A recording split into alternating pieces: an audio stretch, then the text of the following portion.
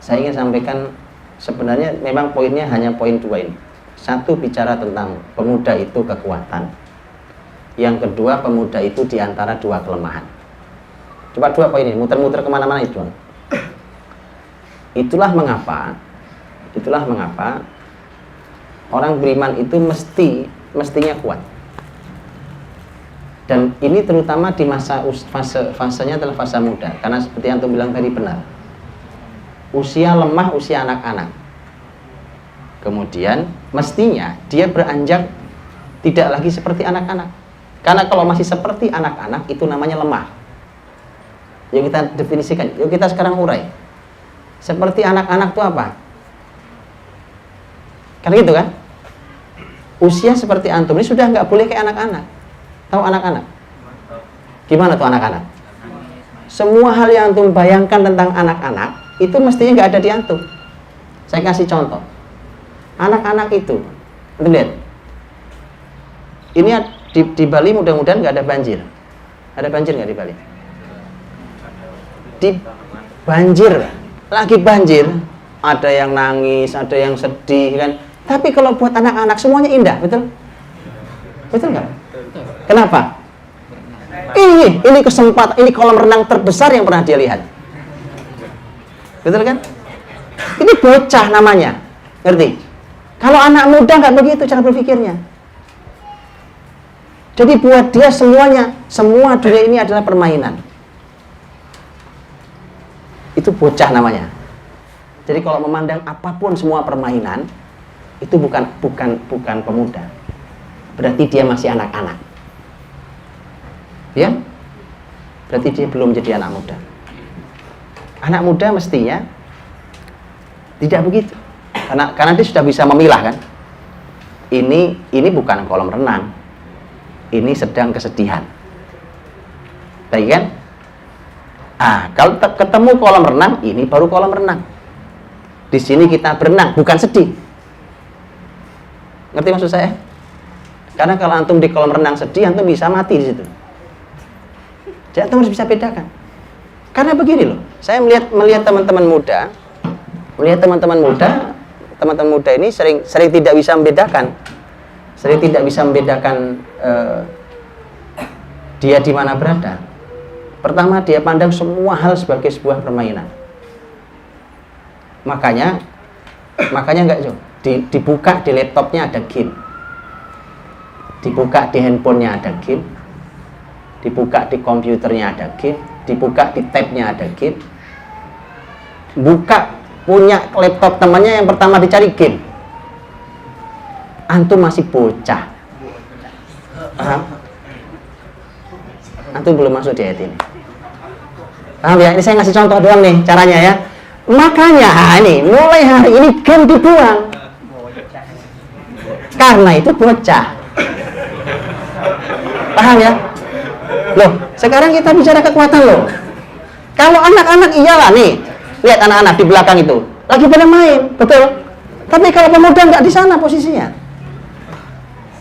Anak-anak naik turun semua naik. Atau melihat ada tangga. Kalau buat anak semua permainan. Tangga yang itu mainan buat dia. Ya kan? Hentikan game. Karena itu bocah. Jadi antum kalau cuma main game saja, berarti antum belum hilang sifat bocahnya. Ini baru satu.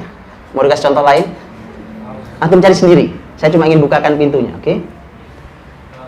Bahwa antum sudah harus berpindah dari masa lemah. Harus berpindah dari masa lemah itu. Oke, apa sifat contoh sifat anak-anak yang lain? Contoh sifat anak-anak yang lain apa contohnya? Selain di mana-mana dia bermain. Kalau anak-anak bermain wajar. Di mana aja buat dia permainan. Tadi saya bilang banjir aja itu kolam renang. Oke, orang lain sedih-sedih karena kehilangan rumah, kehilangan harta, apa dia main aja. Ya. Makanya suka sih itu perhatikan. Anak-anak muda kalau antum lihat karena saking semuanya permainan, suka tidak tahu diri di mana dia selfie.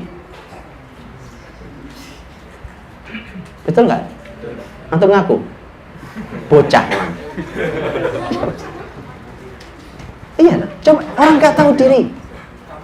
Orang tidak tahu diri di mana dia foto. Semua dia pengen. Itu bocah. Hei, Anda tahu anak-anak? Anak-anak tuh lagi main asik. Ini ngomong permainan tadi. Lagi main asik, tiba-tiba kesandung. Apa yang terjadi? Begitu nangis, apa yang dilakukan? Hah? Ngadu. Lagi galau nih, update status. Bocah! Aku tahu. Itu bocah. Tahu? Oke, hentikan. Teman, ini serius nih. Saya belum bicara peradaban, habis ini bicara peradaban habis ini. Tidak akan mungkin peradaban dipanggul oleh orang yang seperti ini. Mustahil. Artinya, kalau peradaban Islam ini besar, antum tidak dipakai. Betul lah. Mana mungkin, Pak? Tugas Islam ini satu bumi. Tahu tuh bumi. Tugasnya tidak sederhana. Umpamanya gini. Bicara fisik. Sama kayak anak-anak tadi. Namanya fisik anak-anak lemah wajar. Gampang sakit. Betul? Ini anak-anak. Staminanya belum baik. Jalan sedikit aja capek. Itu bocah. Antum bisa bayangkan antum harus kelilingi bumi ini karena tugas Islam adalah memakmurkan bumi ini. Nah, kalau seperti itu keadaannya, generasinya, ada masalah sedikit, diupdate status. Yang seperti itu tidak pantas menjadi pemuda Islam. So, maka hentikan mengadu di dunia media sosial. Ya. Hentikan mengeluh di media sosial. Antum gak akan jadi pemimpin. Betulan? Gak akan pernah jadi pemimpin. Karena kalau kesandung nangis ngadu ke ibunya, itu bocah. Ya, kalau pemuda tidak. Oh iya. Loh, sekarang kalau antum kelak jadi pemimpin, itu semua yang antum update di dunia maya itu gak hilang. Gak hilang kan? Gak hilang. Begitu musuh tahu bahwa ini orang punya potensi jadi pemimpin, maka semua hal yang dilakukannya akan dipotret, akan diambil. Dan musuh tahu ini kunci kelemahan dia. Kenapa? Dia setiap hari Senin galau. Maka hari Senin adalah hari kelemahan dia. Maka besok musuh akan masuk di Minggu malam. Oh iya. Itu kenapa kemudian inilah yang diajarkan Nabi SAW kepada para sahabatnya, kokoh. Itu kekuatan. Anas bin Malik radhiyallahu anhu ketika bersama Nabi umurnya baru 10 sampai 20 tahun. Jadi usia bersama Nabi 10 sampai 20 tahun. Terus Rasul wafat. Itu usia Anas bin Malik. Itu salah satu pendidikan yang diberikan Anas adalah Anas diajari oleh Nabi untuk menyimpan rahasia. Bukan diumbar semua perasaan. Itu pemuda namanya. Makanya lahirnya Anas bin Malik. Atau baca biografinya. Anas bin Malik suatu hari, karena Anas bin Malik itu kalau pagi berangkat ke Rasul, dari rumahnya berangkat ke Rasul, karena sudah dititipkan oleh ibunya, dititipkan ke Rasul SAW. Pagi-pagi berangkat ke Rasul, nanti tugasnya sebenarnya adalah membantu semua hal yang diperlukan Rasul. Itu memang begitu nitip ibunya. Ya Rasulullah, ini Anas, anak saya, dia kau perintah apa saja dia mau. Makanya kemudian Anas bin Malik radhiyallahu anhu itu jalan kalau diperintah Nabi SAW. Suatu hari, dan nanti sore hari dia pulang. Kira-kira nanti pas waktunya pulang. Suatu hari ditahan oleh Nabi SAW, Anas bin Malik, dan pasti akan ditanya ibunya kenapa pulang terlambat. Pasti kan? Kok terlambat? Biasanya nggak jam segini. Dan kemudian begitu pulang Anas berkata, iya bunda, tadi Rasul dan saya punya urusan rahasia yang tidak boleh dibuka kepada siapapun. Yang tahu hanya boleh aku dan Rasul. Bunda pun nggak boleh tahu. Itu anak belasan tahun.